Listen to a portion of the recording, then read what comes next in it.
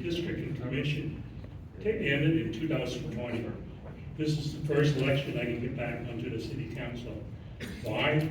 I have lived in Claremont for over 50 years. I love Claremont and want to solve a couple more problems for my town.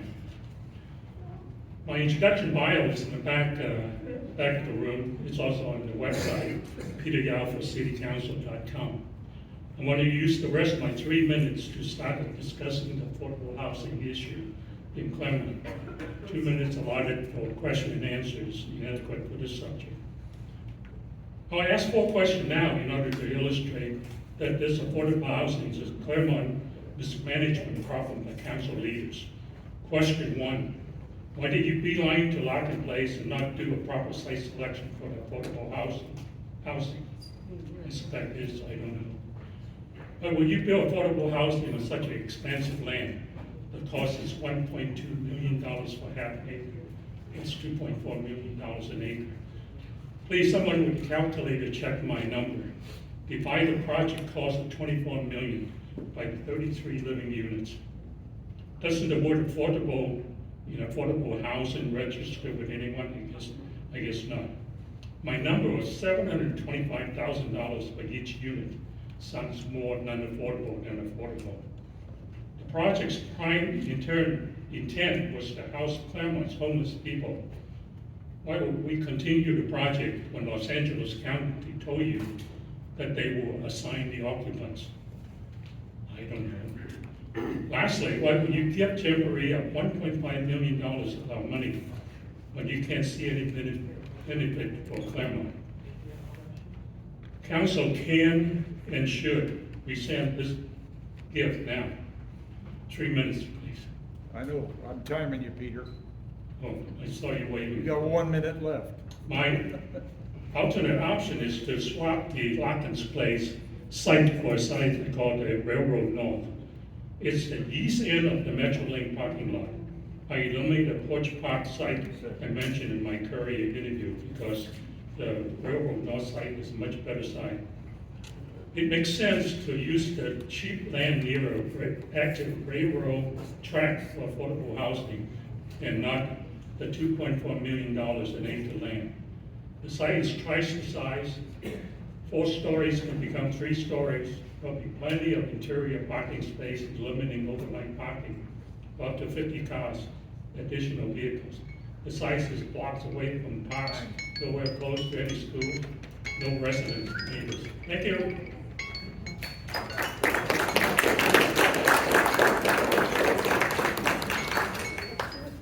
Good evening, everyone. My name is Andre Johnson. I'm running for City Council in District 4. A little bit about me. I was born in Los Angeles, but I grew up in the city of Pomona. I remember the first time I came to Claremont. It was in the 1970s with my grandmother. I was sitting up in the front seat of her car. And I noticed something back then, that this city was a very special city. This was something that I wanted to be part of because it was totally different from the neighborhood that I was growing in. My mother actually worked at the Claremont colleges in the kitchen serving the students there, and she used to take me to the park over at Willard Park. I don't know if you guys remember when there used to be a fire truck there, but I just remember that it was a safe place.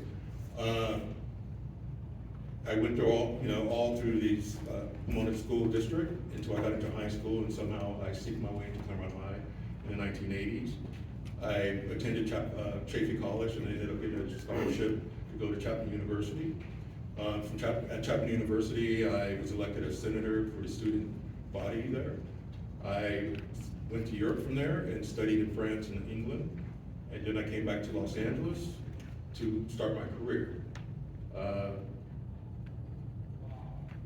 The place where I lived was basically an apartment, but there was housing around that building. And what I started to notice was neighborhoods being torn down to build these high density units. And I actually thought that was a good idea, and I actually lived in one before coming to Claremont. But I found out that that's not a really good place, at least for me, to grow my children. So I decided with my wife to come back to Claremont to put them in the school district out here. And to my surprise, I started noticing the same things happening that I saw in Los Angeles starting to happen here. And what I'm finding out from the neighbors, my neighbors are a little disillusioned. They moved here for a dream, and that dream is slowly slipping away. And I would like to try to do something about that. Keeping Claremont. That's all I got. Thank you.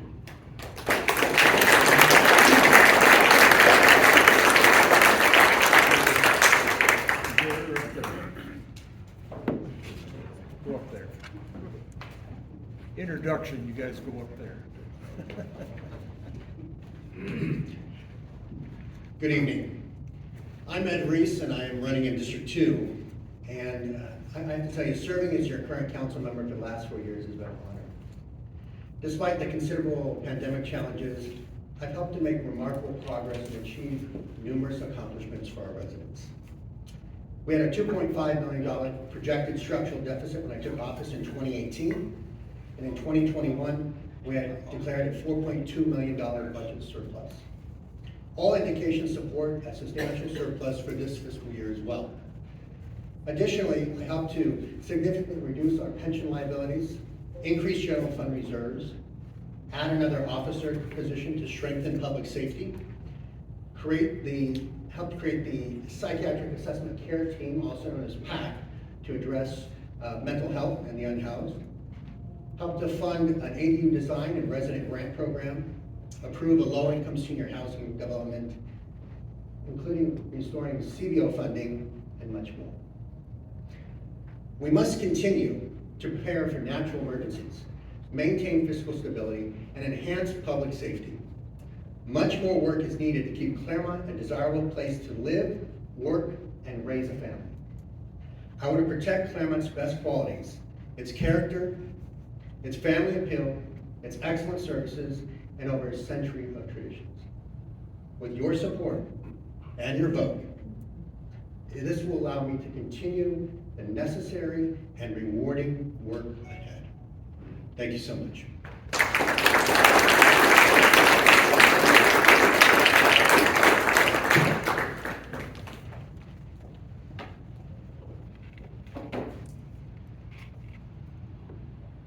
Hello everyone, my name is Jennifer Stark. Thank you so much, Active Claremont, for hosting this forum this evening and giving us the opportunity to speak to you all and give you the opportunity to learn more about us and our priorities and our values and our approach to governance. I don't love being a candidate. To me, this work is collaborative and cooperative, and it's about networking with each other and getting work done together. Being a candidate is sort of a solo act, and there's this like strange competition to it. But I kind of equate it with sitting in an airplane when in the middle seat, and the flight is packed. You do it because you want to get to the next destination. So. Like any good adventure, like any good opportunity for growth, it comes from being uncomfortable. So with that, I would like to tell you a little bit about, as I finish my first term on council, I'd like to tell you a little bit about my experience these last 4 years. I was Mayor Pro Tem in 2020, and I was the Mayor of Claremont last year in 2021, both of these during the pandemic. I'm deeply involved in our city. I sit on a number of community, I'm a part of a lot of community groups. I sit on the Chamber's Government Relations Committee.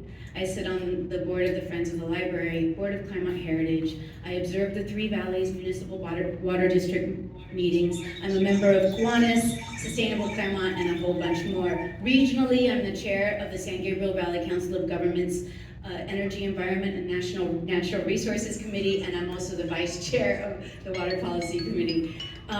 Well, thank you so much for this opportunity, and through the questions you'll be able to get to know us more. Thank you.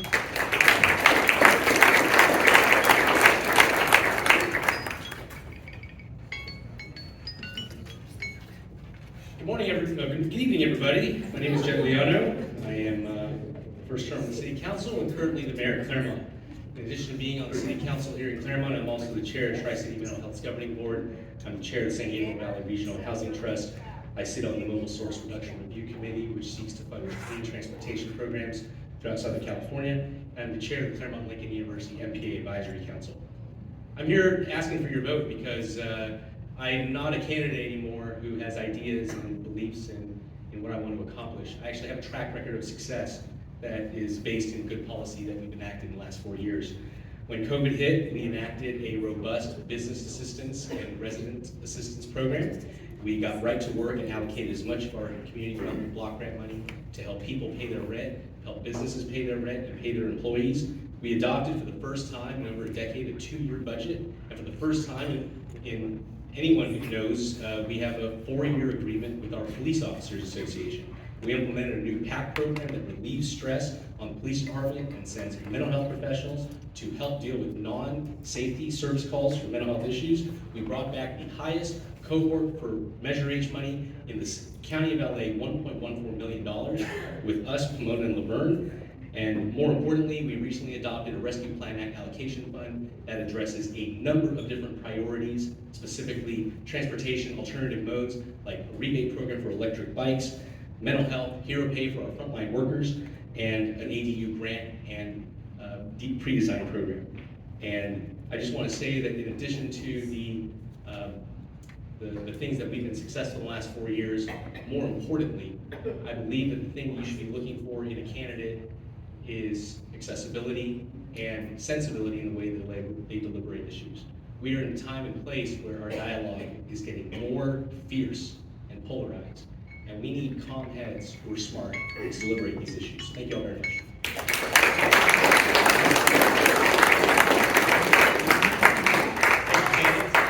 Point of order. Are the times gonna be the same for all the candidates moving forward? Yes. Okay. And our one candidate that couldn't be with us, Maura Carter, she did send an opening statement, so we are going to read that on her behalf. And my first VP, Alexandra, is going to take care of that. Hello everyone, I will do my best to represent Maura Carter. Here I go. Hello, my name is Maura Carter. Thank you for being here tonight. I grew up in Claremont and attended the Claremont Unified Schools and the Claremont Colleges. I have worked, volunteered, and participated in community events in Claremont. One of my favorite community events has been the Art Walk. Several times I have had my artwork on display inside local business during the art walks. These types of community events are important to bring cultural and community together. I am running for City Council because I believe my wealth of experience in leadership roles and volunteering will help me to serve the City of Claremont and the community and accomplish goals together with the community. I desire to continue the diversity, inclusiveness, and accessibility of this amazing city. I have many long-established friends, neighbors, and associates in Claremont and a value of deep sense of community. I have great respect for the intergenerational voices of Claremont. I believe that I will be able to thoughtfully examine issues that are important to the people of Claremont and to help provide solutions to move forward. I would like to help with important and needed issues such as housing, mental health, safety, town relationships with the colleges, community and culture, education, and city budget. I believe open space is important for mental and physical health. I know with my experiences working with different groups of people, I have the experience to help promote awareness of issues, open the lines of communication, and help with negotiations. Most importantly, I value having my constituents and all the members of the Claremont community feel that their voices are heard. I believe in open transparency and that the community has a right to information, and that is my responsibility to help facilitate this. I will serve Claremont with integrity, dedication to fiscal responsibility, and commitment to safety, inclusiveness, and sustainability. I think that was about it. Thank you, Alexandra. Okay, so we're going to start with questions. Again, each candidate will get 2 minutes. And we will start with the candidate in the first position for the first question. So I will go ahead and read the question, and we'll hear some answers. First question. This is kind of a 2-part question.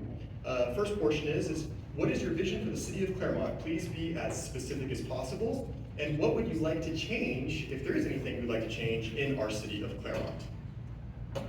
And Peter, you can just go ahead and use that microphone.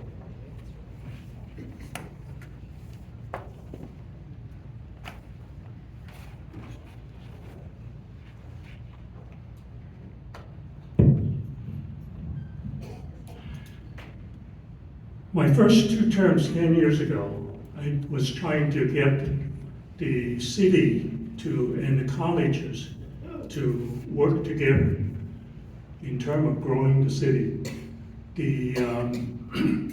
My sister lives in Princeton, and as soon as you get off the airplane, get out of your car, go to a gas station, you know there's a university in town. It's every place you can, you know about all the activities. But in Claremont, you can't see a sign in downtown that says that we have a college about half a mile away. And when I'm overseas and talk to people, people know Claremont because the college is here, and it's not the other way around. By working together with the college as a partnership, I think we can make Claremont a much more robust city. The second question is on the change. The biggest issue that I'm running for council to try to do is to change the way we fund the pension program, the employee pension program. When I left the council, the pension program was $5 million in debt. The latest number that we had in 2018, that number has ballooned to 16. I'm sorry, the first number was 5 million. The new number now is 60 million, just in 10 years. And that was a 2018 number. In the last 4 years, plus the fact that the economy is so bad, that number is going to balloon to $80 million. If it hits $80 million, that's 50% of the money needed to pay the employees on their pension. I like to see them, they have earned a pension, they have, you should be able to collect the full pension that we promised them. And if we don't make an effort to solve this problem, Claremont is likely to go bankrupt. When people tell you that we're in good shape, we're not.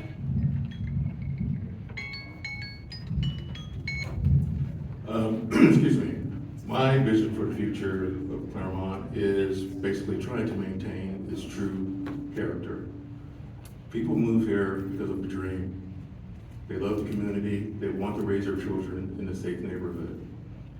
They don't want to be overcrowded with high-density housing. But I do believe that there is a way to figure out a way to produce these housing in a way that blends in more with the city. That's what I'm about on that issue. What I would like to see happen is having the community come together. There's been a lot of divisive issues in this community that's totally divided this community. People are pitted against each other on certain issues in town because of the way things are brought up. Some people are not even notified on certain issues in their neighborhood. They're left out of the process. There has to be more transparency, and that's what I'm about. I want to bring more transparency to Claremont. I want to make sure that every neighborhood and every neighbor in that neighborhood is brought to the table to discuss the issues that are important to them. Thank you very much.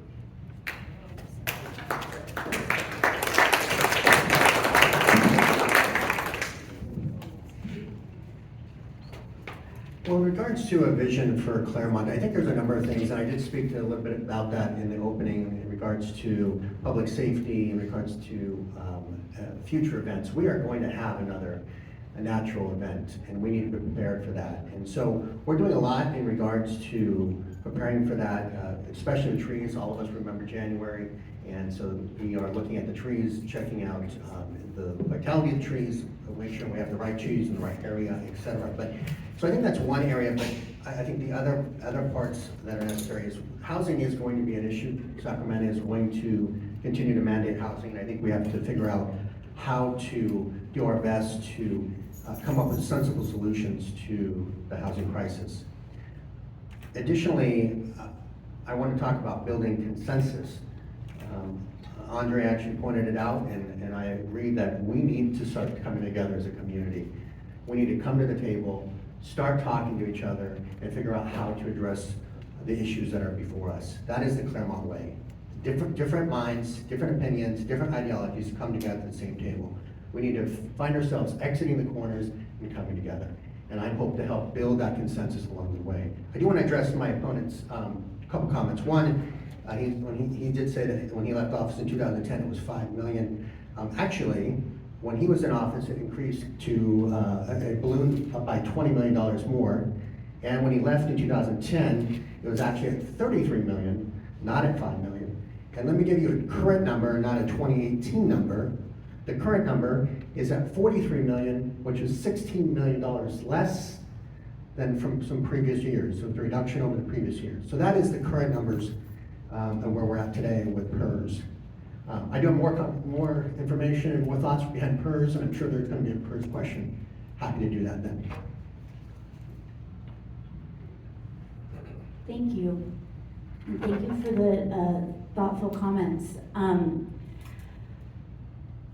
My vision for Claremont is very much in line with the vision that is painted for us in our general plan. A general plan that some of you in this room helped craft. A city that is inclusive, a city with integrated housing, where all housing is incorporated into a network of parks and schools and places of worship. Those aren't my words, those are the words directly from chapter 8 of our general plan. Additionally, I would like to see a Claremont that is leading the way in sustainability, where we are continuing to reduce our carbon output by making such decisions as going 100% green and making the effect on our carbon output the same as taking 700 cars off the road annually. I would also like to see us engage more and engage better with our community. Like all of my colleagues up here, we all love Claremont. Loving Claremont is not special for any of us, but even if you're on the right track, if you stay there, you're gonna get hit by a train. We need to move forward, and we need to move forward for the people who are coming after us. Our job here is to make this seat better for the future. Thank you so much. I believe it's a two-part question. What is your vision for Claremont, and what things specifically would you change? Would you change? So, what is my vision for Claremont? My vision for Claremont is a city. I'll stand. My vision for Claremont is a city that is beautiful, safe, inclusive, respects people no matter what their faith, their creed, upbringing, and above all, has a true commitment to improving infrastructure, sustainability, and public safety. And what's the one thing that I would change? If I could generate an unlimited number of, or amount of funding right now, I would redesign all of our streets so that my kid can ride his bike to school tomorrow morning and I don't have to worry about the collision risk. What is your job on city council? You have a lot of jobs. But your number one job is to ensure through programming, lawmaking, and infrastructure, the health and safety of every resident of your town. And what is the biggest threat to the health and safety of a resident of Claremont? It is potentially a vehicle driving within the city of Claremont. And when we maintain roads, when we maintain sidewalks, when we repave curbs, we need to think about, is this safe for someone to ride their wheelchair at 8:30 p.m. at night? When a child is riding a bike down Scripps Avenue, going to Mountain and turning right, is this a safe place to ride their bike to go to elementary school? And if I could change one thing with an unlimited number of funding, that would be it. Thank you, candidates. Thank you, candidates. And just as a kind of reminder, please refrain from clapping at the end of the question. We'll be able to thank all the candidates at the very end. So moving on to our next question. Again, if anybody in the audience have any questions at any time, you just kindly get up, go to the back. We do have pens and note cards available. This is another two-part question, and we'll be starting with Mr. Johnson this time. This question is, what 3 steps would you take to put our city on firmer financial footing, and how will the cannabis tax help or harm Claremont?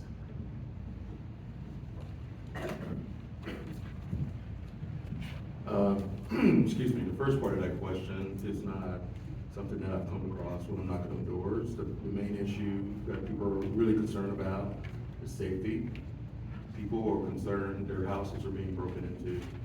There's all kinds of theft going on. But the 3 steps that I would take is, interesting question. I'm gonna have to pass on that one because we really haven't thought on that one. In regards to the cannabis tax, I think that's a very careful, a very thing. We need to be sober about how we think, proceed on that thing, that tax. I think it's gonna be an open door to potentially putting a dispensary in the city of Claremont, and you're gonna have to ask yourself, is that something that we want to do? Do we want to do that? Also, I believe that this is a potential tax on people's medical purposes, marijuana. And I think the people who are using that are on shoestring budgets, and I don't know if I want to put an extra strain on somebody else's finances. I think the city should try to find another way to trim their budget to make up for that extra cash that they're trying to make up. Thank you very much. Well, in regards to getting the city on a greater financial footing, I will tell you that we have gone a long way in just almost 4 years from 2018. In my opening, I talked about the $4.5 million surplus and, $4.2 million surplus. We've definitely gone a long way, but I think there's opportunity to continue to tackle the PERS issue, continue to tackle the building of reserves, etc. I will talk a little bit about the PERS issue. This council actually has been able to tackle the PERS issue, and specifically the unfunded liabilities, in a tremendous way. As a matter of fact, we've made the largest direct impact on the unfunded liability since 2011. Since then, combined, so let me step back and say, so between the start of our term in 2018, or my term in 2018, back to 2011, combined, we have made a greater impact in just these few years than in those past 7. So I think it's important that we continue to do that. In regards to the reserves, we have continued to increase those reserves. It is my goal to move the reserve limit from 25% to 30%. Going back to the natural disasters that I talked about, I think it's important that whether it be a natural disaster or a pandemic, that we are in a strong place to weather the storm. Next time, I don't think the federal government's gonna step in like they did. Next time, I think we are gonna need to be able to stand on our own 2 feet, and I think that's part of how we do that. In regards to cannabis, I have a few seconds left. I think there's an opportunity to gain some revenue in existing cannabis deliveries. And I think as far as additional cannabis sales in town, I think there's an opportunity to review that, but I think it needs a little bit more research. Thank you. Thank you so much. Okay, so this is a 2-part question. The first one being, what are steps to grow our revenue? Is that correct, Joey? And the second one is, how does this cannabis sales tax play into that? Yes, correct. Thank you so much. I think that we should continue to grow our revenue by going after every opportunity we have. There was a sales tax initiative on the ballot recently that unfortunately failed. That would have brought us $2 million a year annually, and more because the cars our car lots performed significantly better. That's the past. Moving forward into the future, we need to continue to use all of the grant possibilities that are in front of us. We are in unprecedented times with federal money coming forward, and there are multiple opportunities for us to leverage federal money to continue to take care of social issues here in Claremont. Additionally, the city working together with the Chamber of Commerce to support the good relationships with our business community. In terms of the cannabis sales tax, the range of taxes that are up for voters to approve are, and the sales tax on deliveries could potentially be a source of revenue. if we do decide, if council does decide to regulate this business that is legal in the state of California, there is an opportunity to capture sales tax with a regulated business. I would also like to say that regulation is the way to avoid crime. It is unregulated businesses that bring crime, not regulated businesses. So thank you.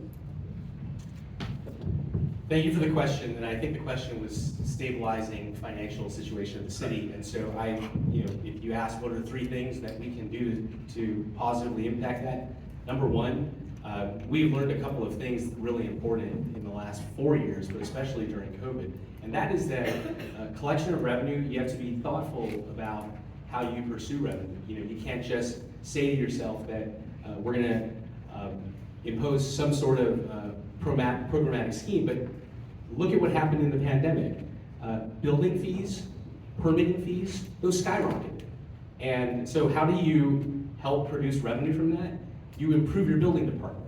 You improve your permitting process. Because when everybody couldn't go to Hawaii during summer vacation in 2020, instead of that, they either bought a car or they renovated their kitchen.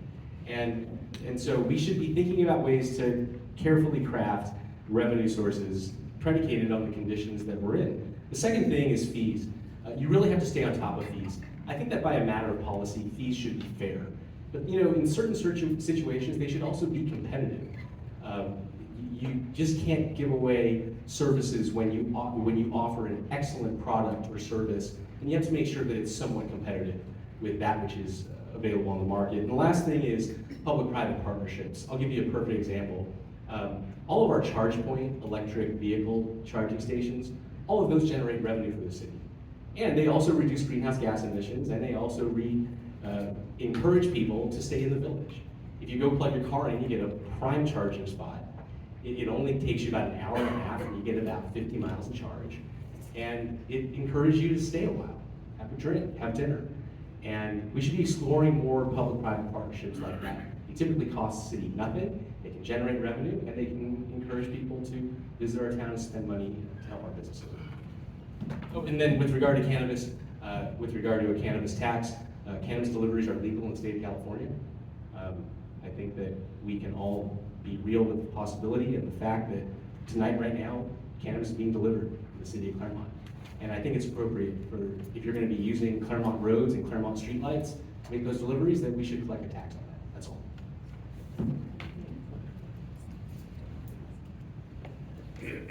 Claremont's revenue mainly is from property tax. So if you'd like us to increase the property, we can probably do that. The second source is the auto sales, and it's with the mercy of the economy. The Toyota dealers, the last data that I have was third in the nation in terms of auto sales. So their business impacts Claremont greatly. And the third item, as far as sales tax is concerned in Claremont, that are doing well at the restaurants. And we seem to have the most unique, one-of-a-kind type of business. People come a long way to come to Claremont to enjoy our fine food. With regard to the restaurant doing well, we need basically to address the parking problem, mainly during the lunch hours, because if you have to spend 20 minutes looking for a parking space in Claremont, you're not going to come to downtown for lunch.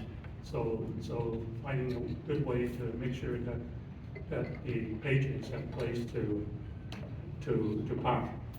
Marijuana is an issue. 15 years ago, I was the final vote on a 3-2 no vote on that. At that time, I talked to the college presidents and see how Claremont, being one of the first cities to sell marijuana, how would that impact on the parents that would send their kids to Claremont colleges.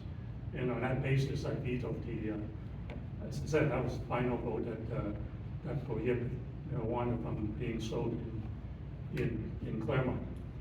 But if you read the latest article in I forgot what it was, New York Times or one of the Wall Street Journal article, there are more marijuana users than there are cigarette smokers today across the country. So, thank you. My time's up. Thank you, candidates. Just want to make a quick announcement. We do have water in the back for everybody at the back table. If you're thirsty, you go ahead and help yourself. And we're going to continue on. We do have about another 40 minutes or so for questions. So this next question is a very, very popular topic right now. There was just a recent walk to bring awareness to this issue that's facing our city. And the question from this audience member is how would you address human trafficking and other related crime in our city, in the south portion of our town, and the hotels in that area? And we will start with Ed Reese on this one. Thank you. I think it's an important topic, and I'm glad it's one of the questions. I've been addressing that situation in that part of town for a number of months. Actually, as a matter of fact, along with Councilmember Salmadina, we called in the property owners, the motel owners, and said, basically, you need to help us solve this issue, cooperate with us, or we'll find every tool in our toolbox to cause change on our own. I think we're seeing part of that. You'll see an ordinance come forward that went through the police commission. That should be coming forward to us in October to review and make a decision on. And so I look forward for that to come forward. Additionally, Jed and I went and met with the DA to address our concerns with the DA in regards to a number of things, but while I was there, I addressed the concern in regards to what's happening in human trafficking and with Johns, etc. I worked with the chief I collaborated with the chief to see how we can put together some operations, special enforcement operations down there. We have done that. It's been very successful. As a matter of fact, we arrested a number of Johns in an operation a couple weeks ago. I think we need to make sure we have the services available. We have a great program with some of our partners in the area, and including Tri-City. So I think there's an opportunity to continue that program and help with providing an opportunity, an avenue for those women as well as men that are being trafficked. And so I think there's an opportunity to do that. We must be diligent in trying to extend our hand to help that pathway, help them find that new pathway. But also, I think there's also a requirement to do some enforcement and making sure that we are addressing the criminal aspects that are happening, for example, those Johns. So I think there's more to come, and I look forward to assisting and helping to get there in October as part of the ordinance as well. Thank you.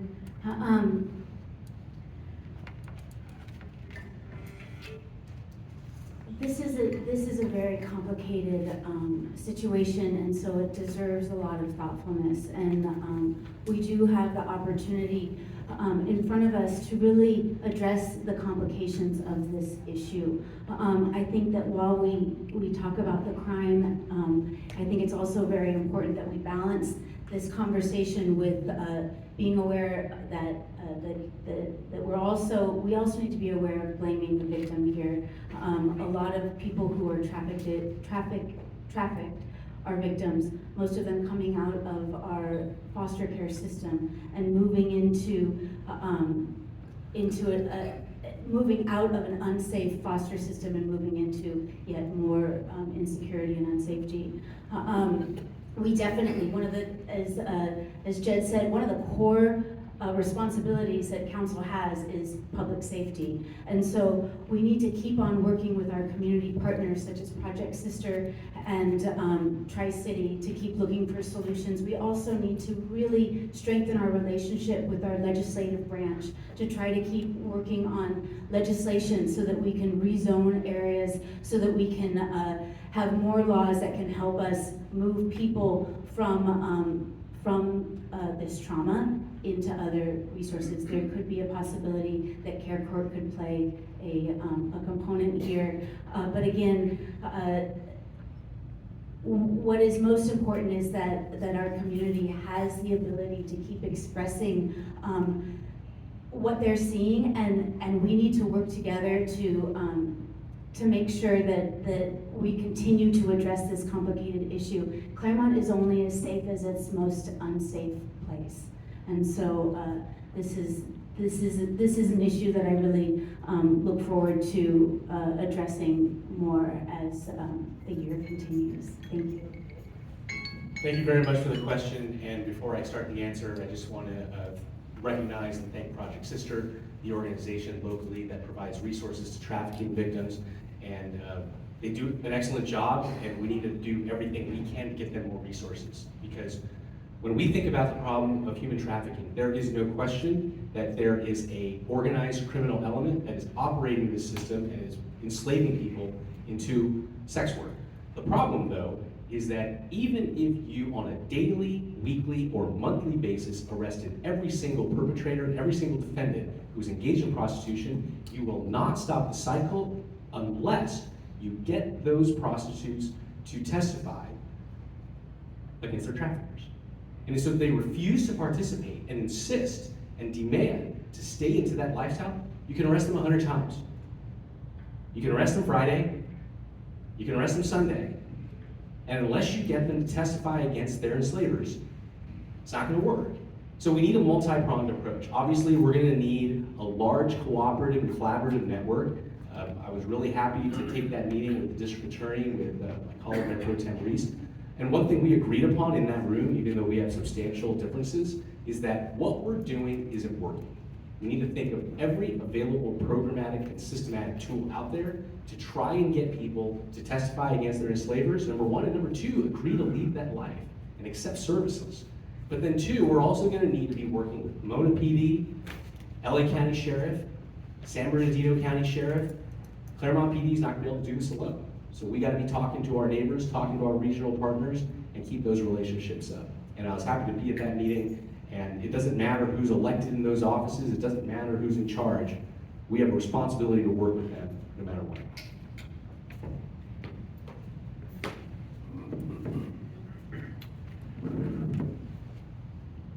Obviously, the human trafficking is a much bigger problem than the city of Claremont can personally, as a city, to address in its fullest extent. I think there are a lot of legislations that we need to change. For example, if a prostitute gets arrested once, she would have a record on file, and her ability to get any other job except staying on the street is greatly reduced. So we need to make that number one, so that they have an ability to switch occupation if they choose to.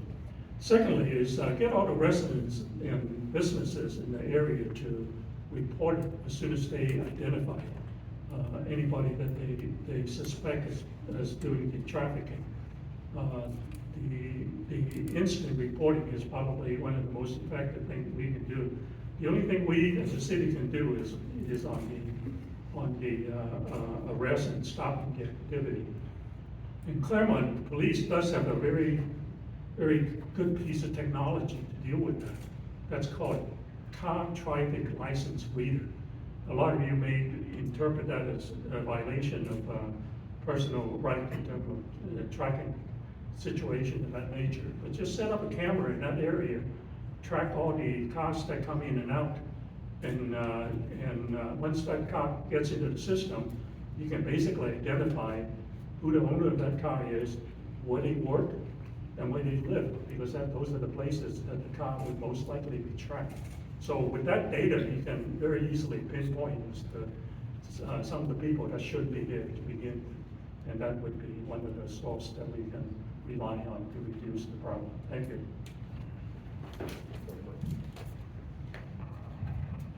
I used to work in that area back in the 80s. That used to, down south Claremont down there, where Auto Center is, used to be a crown jewel of Claremont. I noticed over the 5 years that it just kept getting worse and worse. You never saw prostitution north of the 10 freeway, then all of a sudden you start seeing it up to Harold, and you know. And I just believe that it shouldn't be left up to neighbors like Jim Keefe and Sue Keefe to actually lead the charge, to try to bring attention to something that's been going on in their neighborhood for the last 5 years at least. It's been festering, and I don't buy into that we should not be arresting people because they just want to get out. I think the Johns definitely need to know if they come to Claremont, they're going to be arrested. We need to make sure that there is publicized. We gotta make it uncomfortable for people to come here to Claremont to do their dirty deeds. This is not a place for that. I'm proud of Claremont, and everybody should be proud of Claremont. It doesn't matter where you live in Claremont. South Claremont is a part of the whole city, and we need to treat it like such. That's all I got, thank you. Thank you, candidates. Another question kind of pertaining to law enforcement and safety. And this one we will start with Jennifer Stark. What is your position on waiving school resource officer and the DARE program in our schools? Thank you for that question, Joey. Like I started with the last question, public safety is one of the core responsibilities of local government. I believe that we should fund every effort to make our schools safe for everyone. And I also am very supportive of programming that creates good relationships with officers. I'm also very interested in data-driven results. And if DARE is no longer the way to build those relationships, I think we should look into it. There was a time that DARE was funded federally. That is not the case anymore, and I think that there could be programs that are better, that help create positive relationships with law enforcement. In terms of the SRO, we, in the summer of 2020 and through 2021, we heard from a lot of students that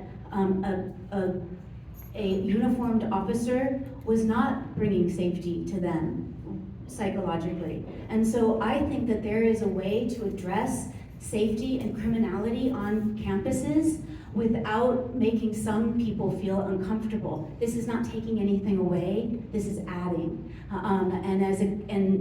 When I was mayor, I did impanel a working group of people with lived experience with structural racism to bring recommendations to council, and I look forward to learning those recommendations. Thank you. Thank you for the question about the SRO and the DARE program. And when I think about this question, the thing that immediately comes to my mind is to what capacity and extent are we willing to consider things improving without making the assumption that trying to improve them is any sort of blame or assignment of irresponsibility or malintent. I think that we can always, in all programs and all systems that we have in this agency, try to improve things. And that's not because anyone's at fault.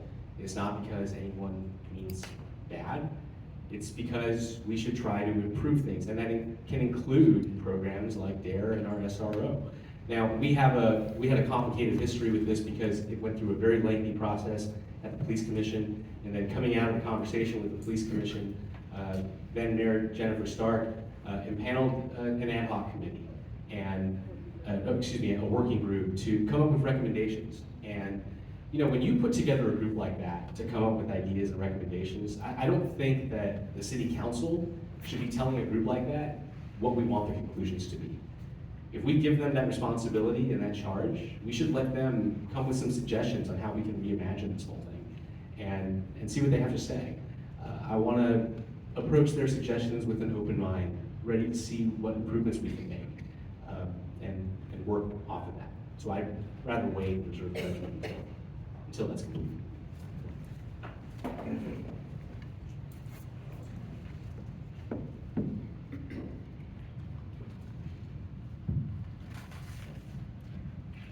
That's right. The city and the Claremont School District actually have made 2 attempts in addressing this problem.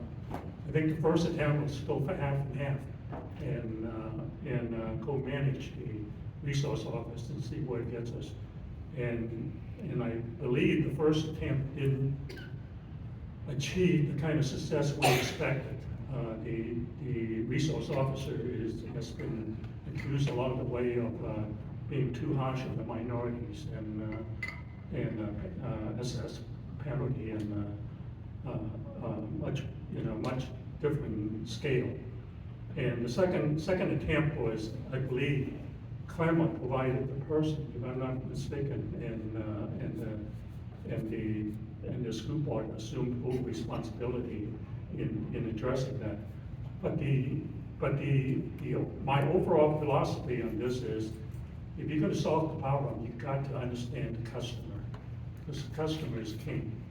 And as far as the city being able to understand the kids and the parents, it's far from being real. The school board is the one that have a real good handle on that, in terms of knowing what to do, what the kids need, what the kids don't want, and what kind of trouble they can get into. So I believe the school board should assume full responsibility of that. But I believe in either case, money is the issue. I think Claremont would be more than willing to share half the cost if that's their choice. Thank you. I also agree that it's a decision that the school board has to make. Fortunately, when I was growing up, we didn't have SROs, who just basically have proctors that walked around to make sure that we were doing what we were supposed to do. But I do understand in this current day and time that there's certain dangers that might happen on campus. You know, we do have school shootings and things like that. So in those kind of situations, it may be good to have something like that in place to make sure that the children and the staff stay safe. But I believe that it's, again, that's going to be up to the students and their parents and the school board to make that decision. Thank you. Having served on the police commission for 4.5 years, I really understand both the community's interest in public safety and our officers' desire to provide it, and provide it in the safest, most effective way possible. And let me tell you at the top of this, 2 minutes, I'll make it clear that I'm in support of keeping the SRO program, but I am open to reimagine it. I'm open to seeing how we can improve it from not only the students, but for the school district as well. I think there's a number of customers, as we've heard it tonight, that are impacted by the SRO program, and that is both the students and the faculty and the administration and the district itself. And so I'm open to seeing what the working group comes up with. In regards to crime overall and public safety overall, I think what we can also learn from this process. Oh, by the way, I heard the part of the question also was on the DARE program. There's a lot of thought behind, a lot of conversation behind the DARE program, and I think the program itself, maybe there's an opportunity for room for improvement on that program. But I'm a DARE kid, and I successfully went through the DARE program, and so I am continually in supporting the concept of the DARE program. I do want to address, though, before my time ends, to talk a little bit about the SROs and a little bit about the officers. I personally know the SROs in my role. I have relationships with them, professional relationships with them. These are some genuine people that really care about these kids. These are people that, when they show up to the park, the kids run over and give them hugs. So these are real people trying to do their best to serve our community, to serve our children. And I want to say that I appreciate everything that they've done to do that. Thank you.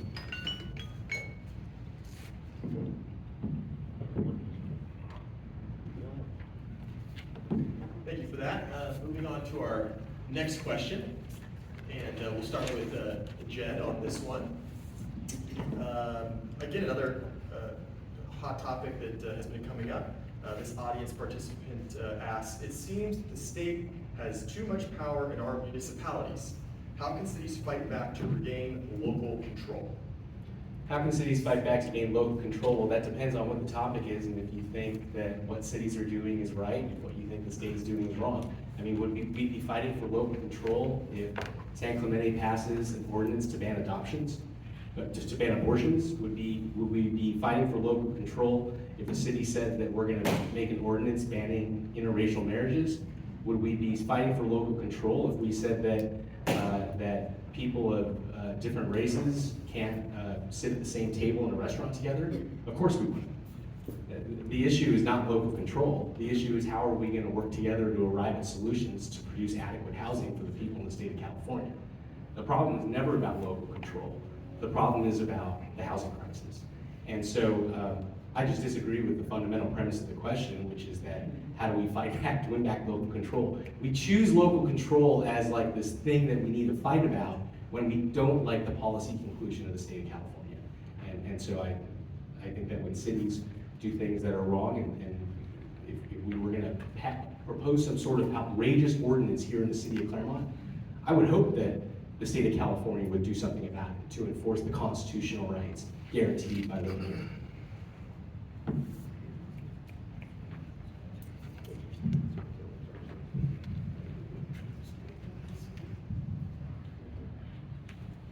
I think the audience in the room can do more than we up here at the table. You vote for the legislator at the state level, the assemblymen and the senators. You also vote for us as your representative. For us to tell the state what to do and how to act, that's an impossible situation. The reason is they have more money, they have more power, and they basically can trump anything else that we can do at a local level.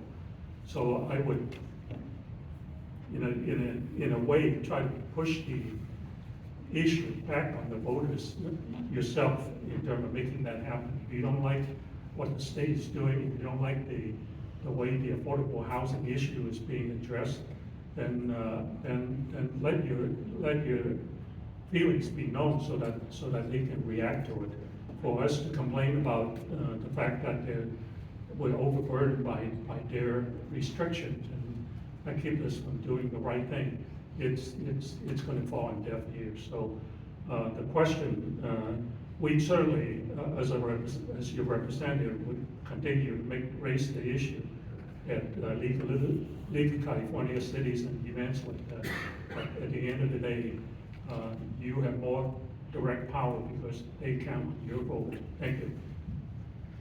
I agree a little bit with Mr. Yao in regards to it is going to take each one of us.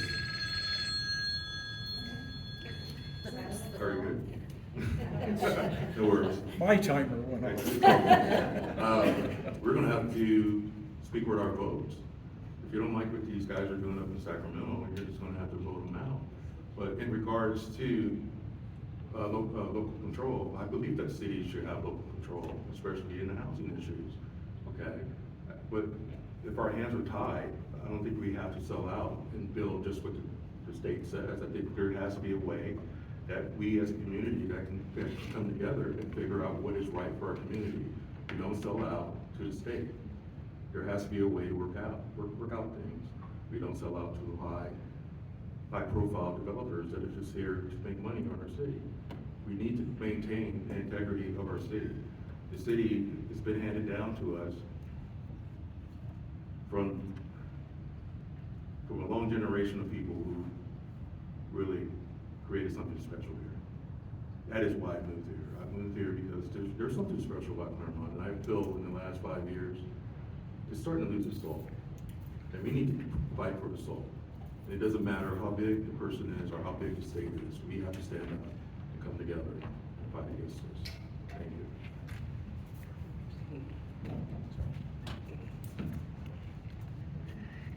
There's a lot of conversation about local control, and I think local control is more than just housing. I do believe that the fundamental job of a council is to deal with zoning and land use, but I'm going to skip and talk about another item that is the state's doing that's not local control, and that is districting. The state has instituted a districting program that I think probably the vast majority of people in this room don't like. They want to be able to vote for everybody in every candidate sitting up here, that they, as far as the three options for your vote. And that is because of lack of local control that we're not able to do that. And so I think there's opportunity to fight on this realm and not tuck our tail between our legs and say the state is too big and the state is a behemoth and we just need to go sit down and be quiet. We need to stand up. We need to have the courage to come together. Left, right, center, all of us, to come together and say, this is what is important to our community. Give us an opportunity to make that choice for ourselves. And that includes districting. Now, let me be clear, in the districting component, I think we also have a duty to make sure that we're out there cultivating, fostering, identifying future elected leaders from all corners of our community. That means south, north, east, west, all corners, to make sure we're duly represented. But I think there's a lot of opportunity to address local control issues, and I look forward to taking that fight to Sacramento for you. Thank you. So let me try to unpack this a little bit about local control. Jed made some really interesting comments that local control is an issue when you stand against something, but I see it a little bit differently. Legislating a regulated industry in town when it's legal in the state, that is an example of local control. I'm not gonna go there. However, choosing a project that has superior design over a project that has less superior design, that's an example of local control. Getting back 300 square feet to a parking lot, that's an example of local control. In terms of kind of going renegade, we have a constitution, we have a federal government, we have a state government. When we pledge allegiance, in many ways, what we're doing is pledging to stay undivided. And part of that is lawfulness. So there are many ways we do have influence with our legislators. And in terms of moving towards creating potentially to go back to at-large, that's gonna require a law for cities under a certain size to, we would need to prove that voters in all parts of town are better served by being able to vote for 4 candidates than 1. And I think that, like Ed said, that we really do have an opportunity to do more outreach, to reach hard to reach populations, and to increase the opportunity for people to come into leadership so that we're not being led by just one group of people who look one way. And I think that districting isn't the best way to get that done. In terms of housing, you know, the legislators, most of them came from local government. And some of these draconian housing laws that I also am not down with. However, since I'm last, I'm just gonna finish my sentence. The draconian housing laws, they come from 30 years of cities not building and keeping up with need. So I just wanna remind all of us that many of us live in developer-built houses. When I was a little girl, the house that I live in now wasn't yet built. So that's all. Thank you so much. Thank you, Jennifer. So Well, I feel like also I only got 2 minutes when Peter got 3, so I'm just. That's true. I was like, I wanted 3, so I get 3. She's got local control. That's local control. So it looks like we have time for one more question, and then we will do closing remarks. So for this last question, the audience member is asking, what is your opinion about transparent city government, and what would you change to move toward more transparency in city government? And Mr. Yao, we'll start with you, back around.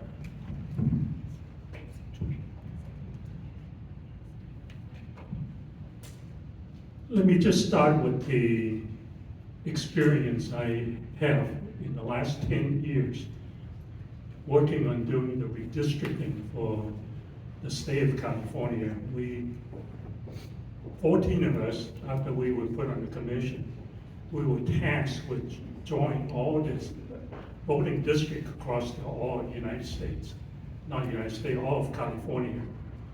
And we spent a year going around asking people what they want, because the main criteria of the redistricting we talk about just now is to make it as fair as possible for the local people to select the leader of their choice, as compared to gerrymandering, which is for the legislator to draw the list around the voters that they want to vote for him or her. That process was very tedious, and when we were finished, our law became the law of California. Not even the governor can change it. The only way that the law can be changed is by people suing us, and they will go directly to the state Supreme Court. Our process was absolutely transparent. Every meeting is captured on the video, playback.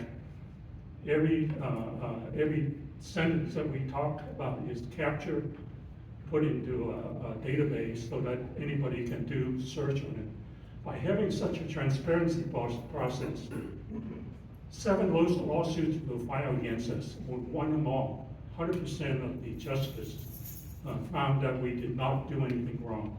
And that's basically what transparency value is. You have all the information. The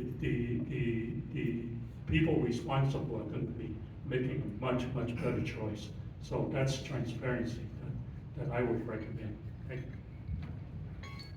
you. Transparency. I believe the city is transparent, but we have to be better. When I'm out there door knocking, there are people that don't even know there's an election coming up. Don't even know who their city council member is. There are people don't even know that there is a ADU unit, assisted living unit going up in their neighborhood. We're gonna have to do something better about reaching the people in their communities and letting them know what is going on in the city. I don't know how we could do this, other than just maybe our city council members actually have to start walking in the streets and letting people know, these are issues that are coming up in your neighborhood. Maybe we need to post better. Maybe we need to send text. Or maybe we have to use different types of technology or different methods to reach the people to make sure that they know what's going on. And I do know on our website, on the city website, there's a lot of information on there, but it is so difficult to find. It's really hard. So I did hear that the city is going to update the website. I'm hoping that part of that is going to make it a lot easier for people to find the information. And thank you very much. I think transparency is important, and I do my best to be as transparent as I can for our community. That includes actually sending out a newsletter twice a month. So if you don't get my newsletter, sign up at reese.com and join over 8,000 people that are part of my newsletter. I think it's important we get the word out there. Let people know what's happening, how they can get engaged, how can they can participate. Part of transparency requires your engagement. And so if I can do my best to get the word out for you to in your mind go, well, that particular issue is important to me, get engaged, come talk to me, come have a coffee with me, sit with me, send me an email. I'm here to give you the information you need to make the best decisions for what you think is important for you and your family. One example of transparency I'll give you is that I've asked staff to do an enhanced publication of all of our developments, for example. So moving forward, I've asked for staff to increase the radius for notification. I've asked staff to include, but not only the property owner, but the renter, if there's a renter at the location. I've asked staff to list all building developments in our city manager weekly when those new developments come forward, as well as the quarterly that goes out to every resident and business. Put the information on our website, as well as getting the information out to the community through our social media. So I think there's a huge opportunity to do that. Oh, one last thing I'll say is I've also asked staff to look at putting up signage, putting up a billboard at the property location so that people know where they can go, that one, this is under review, and two, where they can go to get more information. I want all of us to be engaged. If we want to be transparent, we can be transparent, but it means you have to get engaged as well. So I look forward to your engagement. Again, feel free to sign up to my newsletter at reese.com. Thank you. Thank you so much for the question. I agree with what both Ed and Andre was saying. I think that I think that we have there's a lot of potential for us to grow our website to be much easier to use. It has gone without adequate funding and adequate upgrades for many, many, many years. So improving that will really help communication. But a city that has 5 commissions and over 25 committees is not a city that's lacking transparency. We definitely could engage more fully with the community with more meaningful communication and more meaningful outreach.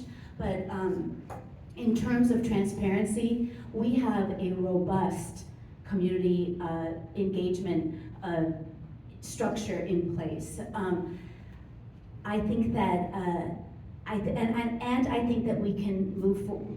I think that we can improve it. I think that we can invite more people. I think one thing that we really need to get better at is being intentional, reaching hard to reach populations. I do want us to support what Ed said, is that we need to make people realize how it's in their best interest to get involved. We make these decisions together. We do not make these decisions alone. And we don't direct staff. Our city manager directs staff. And we work together to create this vision. We don't come up with this vision on our own. We work together to form it, and we need you. And so we really do need to keep on reaching out, listening to each other. But one of the things too that I think in a community as small as Claremont that we have to be aware of is we also need to be curious and find out more before we pick a side. Because oftentimes I think it goes from, I found something out, I have a feeling about it, and now I know everything about it. Thank you for the question, and I would just be happy to piggyback off of some of the excellent topics and points that were made by some of my colleagues here tonight. And starting off with, we just have a really robust system of citizen engagement. We have 5 commissions that each have 7 people on them. We have committees and subcommittees that report to those commissions. I think that we intentionally have a system of policy making and recommendations and decision making that is meant to vet ideas and concepts multiple times before finally getting a decision from the city council. But we can always be trying to improve, and what should we be improving? My colleague Jennifer Stark hit it right on the head. We need to be thinking about how to reach populations that don't typically participate in government. We need to ask ourselves, how do you get this information if English isn't your first language? How do you participate in a city council meeting if you're hearing impaired, if you're blind? How do you get to a city council meeting if you have a transportation issue and you're disabled? It's not just about the flow of information, it's actually about the capacity of participation. And so that should be our greatest aim in transparency, is hard to reach populations, because we should always opt to try to bring more people in. And our system already was built and made to maximize input and engagement. And so I look forward to pursuing all sorts of different ways to expand that. Thank you, candidates. So now at this time, we're going to go into closing statements, and candidates will have some time to kind of wrap up their final thoughts and comments. Before we do that, one shameless plug for Active Claremont. We are an organization that's local to Claremont. We specialize in volunteerism and helping the community be aware of events just like this and holding candidate forums. We will have another candidate forum next month, so please be on the lookout for that. We'll have it posted, and emails will go out. We have some literature in the back. We have shirts in the back for sale, so please stop by. Some of the members of Active Claremont will be there after. Come talk to us, and we'd love to sign you up and sell you a shirt. So with that out of the way, we can go ahead and start closing statements, and we're going to go in the same order that we started. We'll start with number 1, Peter Yao, and we'll go down the line, and each candidate can start their closing statements, and you may begin. Thank you.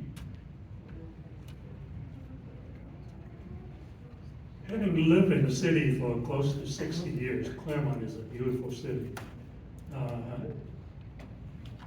You don't know how lucky you are. Take my word for it.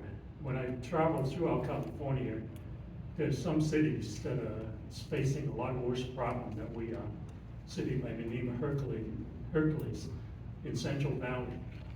The city is facing a 50% unemployment rate because of the lack of water issue in Central Valley.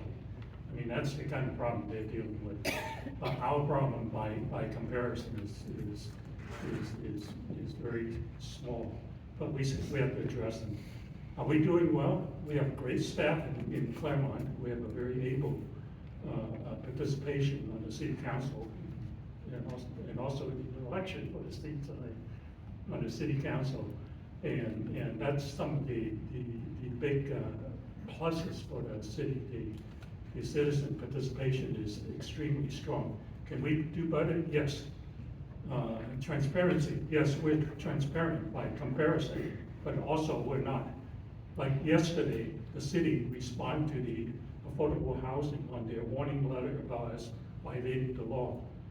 Well, I haven't heard anything about what that decision was, and I can't even get an answer as to whether we respond to that letter in order. So some of these things we can do a lot better. And thank you very much for out here listening to us. And once again, thank you. Again, Andre Johnson, running for City Council, District 4. I'm just a neighbor. I'm not a politician. I'm running a campaign with Claremonters. I'm running a campaign with Claremonters and only donations from Claremont. None of my money is coming from out of state. I don't have any aspirations of leaving Claremont and going somewhere else. This is where I want to live, and I want to serve the city, and I want to make sure that the dream of Claremont stays alive for future generations. Thank you very much.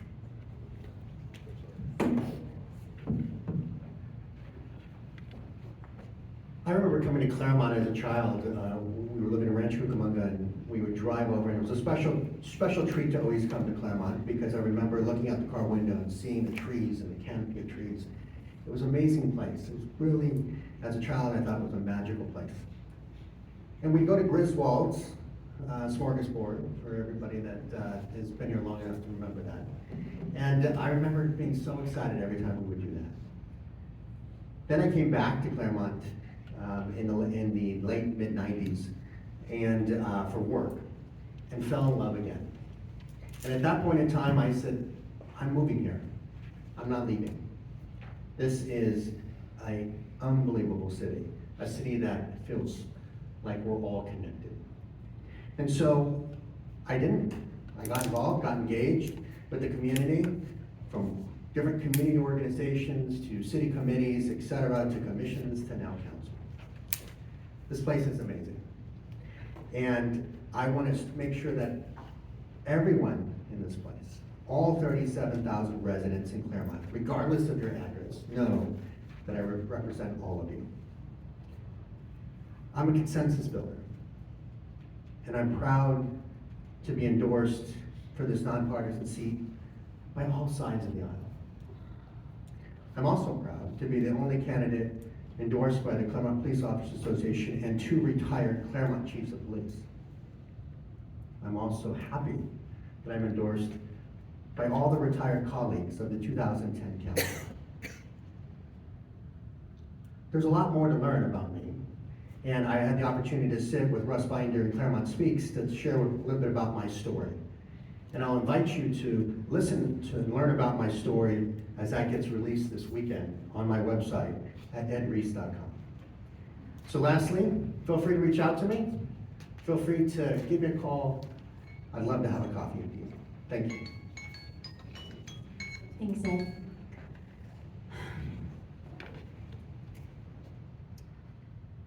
I did grow up in Claremont, so I don't have any first memories of coming here. I do remember when the west side of Mountain below Scripps wasn't developed. I do remember when north of Baseline had 5 houses. I do remember when on Baseline, on the south side of Baseline, 1 house was there. And a massive lemon grove and a lot of vacant lots. And then in the 70s and in the 80s, how California began to grow and development happened. And as California grew, so did Claremont. The house that I live in today was built in 78. And, you know, when the discussion that I remember hearing wasn't like, oh yay, they're building more houses. It was never that. It was that, you know, either the houses were ugly or they were too cookie cutter or people resisted them or they had a tile roof. And there's always been this resistance. But I'll tell you what, the future does demand courage, and we aren't building the future for the people who were able to buy in Claremont during a middle class. We no longer have a middle class. We have to have entry-level housing in Claremont. We have to build for the missing middle. Change really is an opportunity, and I really look forward to hearing what your vision of the future is. I have a website too, Jennifer Stark, Claremont City Council 2022, and I'll do an interview with Russ. And I look forward to getting to know your vision and what's important to you. Please reach out to me. Thank you so much. Okay, Russ, third plug, Claremont Speaks. You're doing a great job, buddy. I would like to thank all of you for coming here tonight, asking outstanding questions, for engaging with us, and it is just truly a pleasure to have a conversation with you. I don't want to close by talking about any policy or any program or any specific ordinance that we're working on. I just want to tell you about the last 10 months. The last 10 months that I've had the opportunity and privilege to be the mayor of this glorious city, Claremont. On December 14th, I was selected by my colleagues on the city council to be the mayor. And approximately 10 days later, we were in the grips of the Omicron wave. Businesses started closing again. People started seeing cases rise heavily. And about a month after that, the windstorm came. We were supposed to have a city council priorities workshop that morning on Zoom. And it got canceled. And when I called the city manager and I said, why are we canceling the meeting? And I had not looked outside yet. He said to me, because about a third of the city doesn't have power right now. I couldn't call anybody else. I couldn't receive any emails. Phones weren't working. Text messages weren't going out or coming in. So there was only one thing to do, and that was to get into my car, drive as many streets as possible, get outside and yell as loud as I can, does anybody need any help? It was the biggest challenge of leadership that I've ever experienced in my life.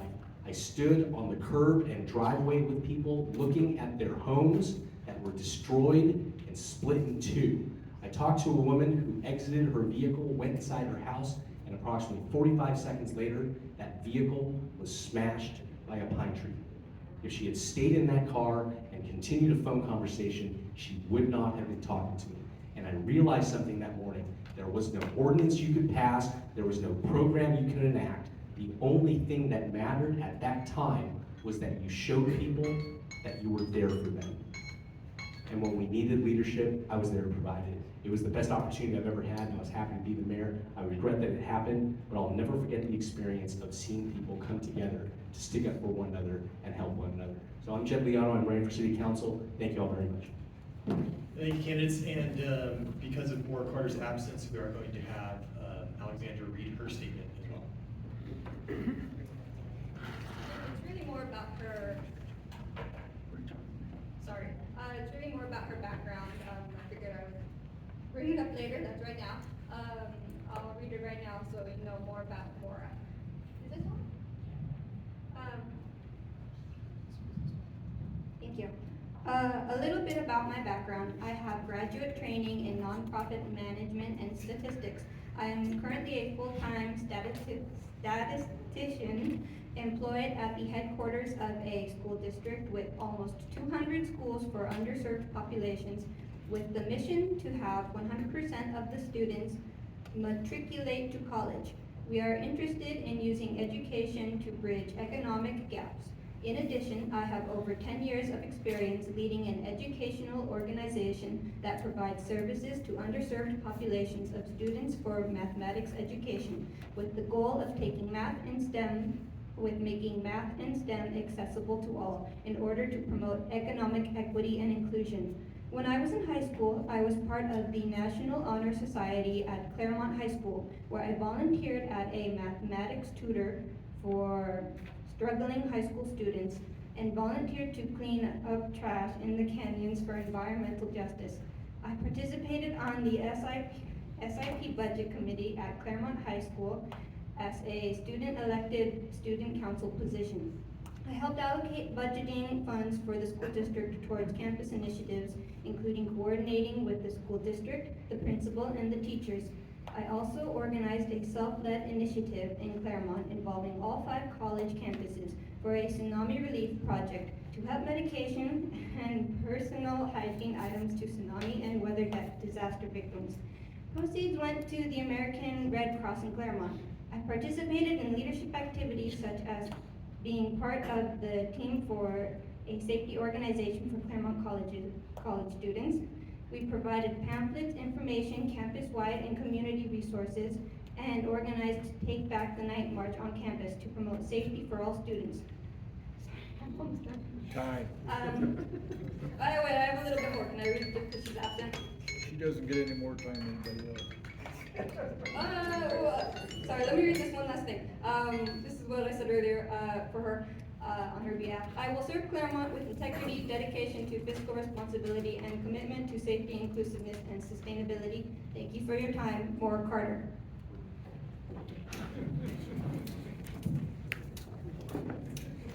And I have a few thank yous. I have a few thank yous that I want to mention. If you see anybody in a blue shirt, that's our Active Claremont Executive Board, and they were crucial into making this whole thing happen.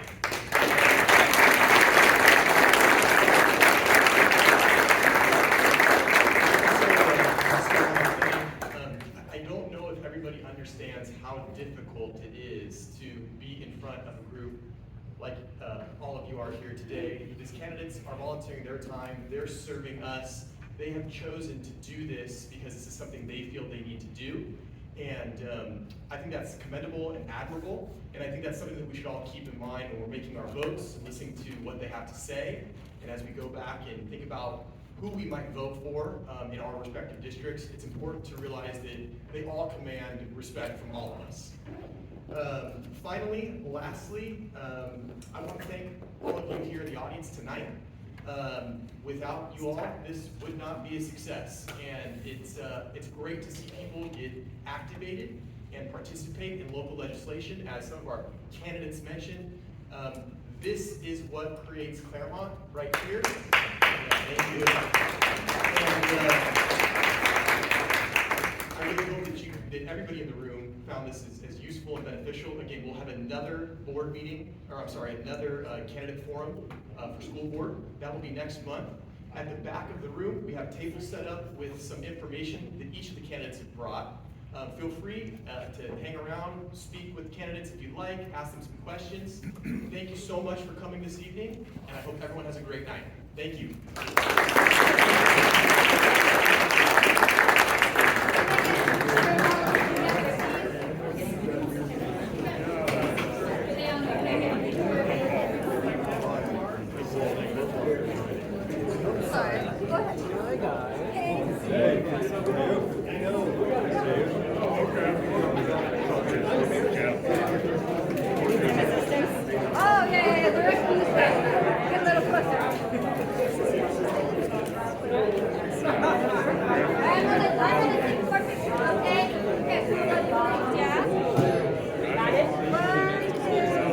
Got your invite, but I'm not gonna come. But I will vote for